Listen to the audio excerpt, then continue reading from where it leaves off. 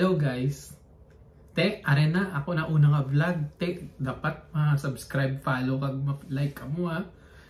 In short, ito na yung una kong vlog. So, ito yung second time na pumunta ako dito sa Fukuoka. Nung first time ko was last December 2023. It was a birthday trip. This time, let's explore outside Hakata. Kasi nung last na punta ko dito is within Hakata lang ako umikot.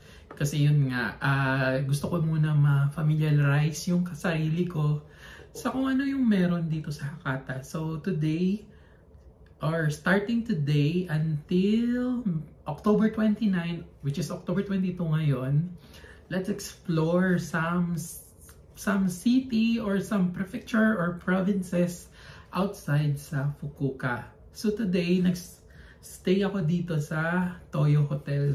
Malapit lang siya, walking distance lang siya from Hakata Station. Kasi nandun yung mga sakayan ng mga tours na under kay Klook. So i-avail natin yan. May dalawa akong tour na kinuha. I hope na ma-enjoy nyo ang mga entries or mga vlog na i-upload ko dito. So today kakain muna tayo sa Hakata Isu, isa sa mga favorite na ramen restaurant ko dito sa Hakata. Masarap siya sobra. And also, sa mga susunod na araw, itatry din natin yung iba pa like Shinchin, tsaka yung Iko na sinasabi ng kapatid ko. So, itatry din natin yung mga ganon na kainan at tsaka yung paborito natin ng mga tongkatsu. So, follow me sa journey ko na to sa first ever vlog ko. So, I hope you will enjoy and sana matuwa kayo. So currently, naulan pala. So ito, lalakarin natin papunta sa Hakata Isu. Yun yung kinainan ko dati nung unang-unang gabi ko talaga dito sa Fukuoka. So tingnan natin. Ito yung apa. So yung apa is a chain of hotels. So madami siyang mga hotels dito. Well, all around Japan. Last time dito nag-stay sa ito branch. Pero yun, mahal na kasi siya. So ngayon, dito na ako sa Toyo Hotel. Nag-stay. So lakarin muna natin papunta doon sa Hakata Isu. Story time. Akala ko dati, Don Quixote to. Yun pala, inuman siya. Muntik pa ako pumasok dati.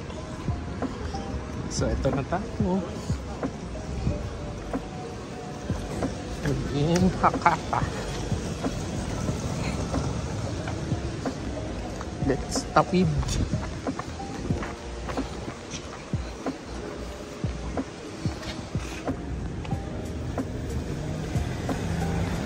Ayan.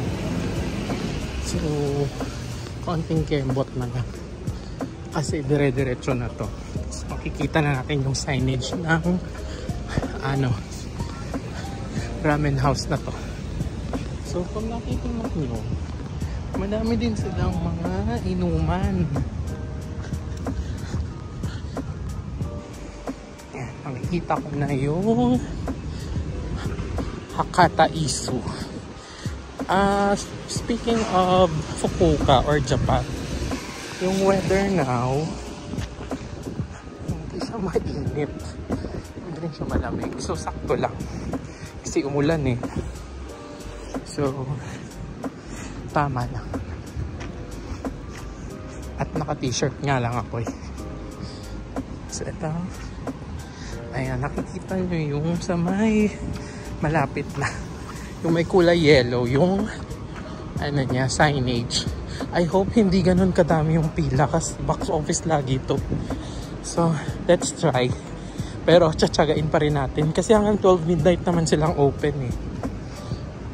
So let's see kung konti yung pila. Yeah, speaking of Vendo, yung nakakamiss sa Japan. Oh, good luck na to. Mahaba yung pila. Pero it's worth it. Ayan, hindi pala masyado. Ito siya. Okay? Pila muna ako.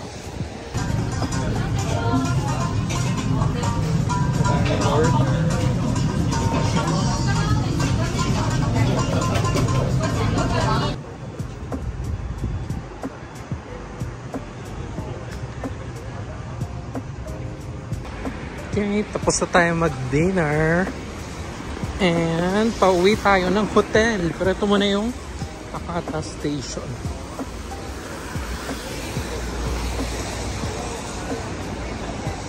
So, pumunta sa parang drugstore.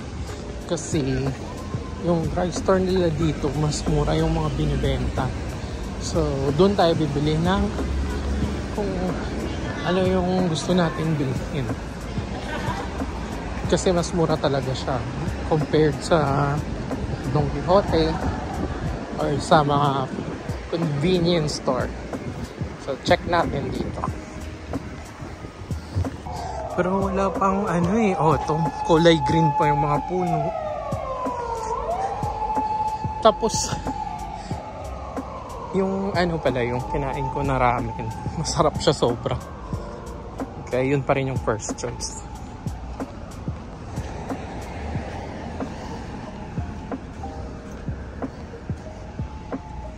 So, anong oras na ba? Parang sarado na pala. So, mukhang bukas na tayo makakabili dito. Sana bibili ako hanggang alas 10 lang sila. So, ending natin ito, Family Mart na malapit dun sa Toyo Hotel na lang tayo bumili.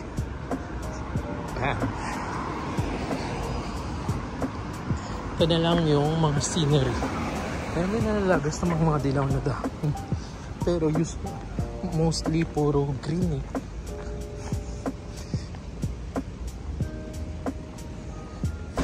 punta tayo ng Family Mart for the breakfast.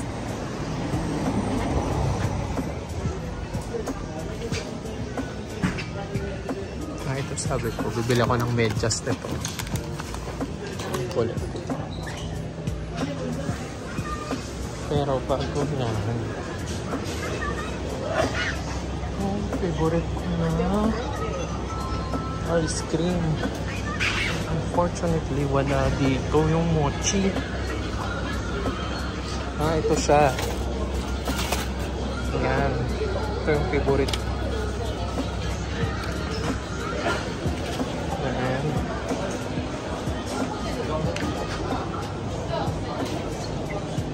Gano'ng kadami yung laman ng foods nila. Sarap ito. Pero egg sandwich. Ito.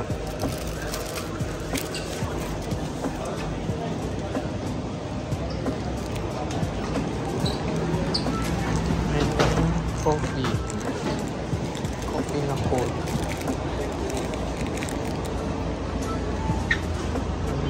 Hot.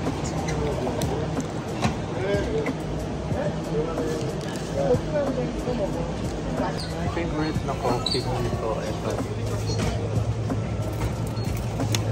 Coffee boss natin. Ito na lang. Tapos tubig. Kaso walang 2 liters. Ito.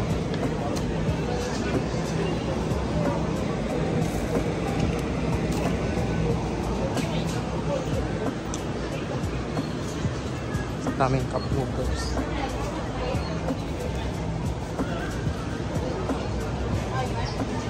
So ito yung Family Mart. Ikot ko lang. Kasi ito na yung hotel. Okay ba? Lapit.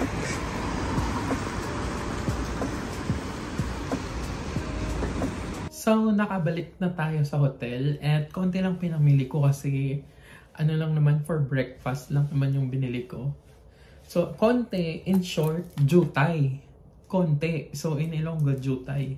So, ito una, yung cafe latte ng Bose. Bose siya na brand. So, pero masarap siya talaga sobra. Kaya ito, try nyo to. Sobra.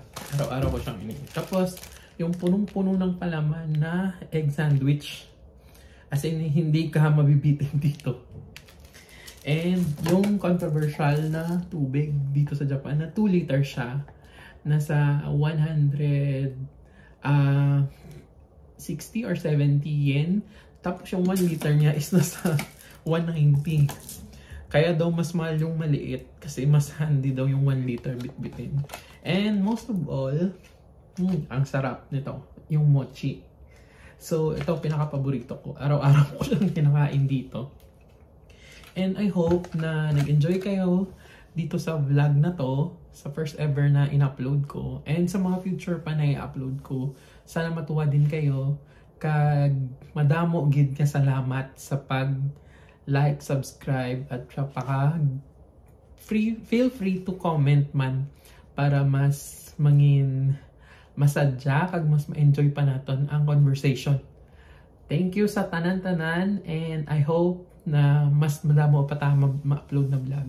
So have a good day and goodbye.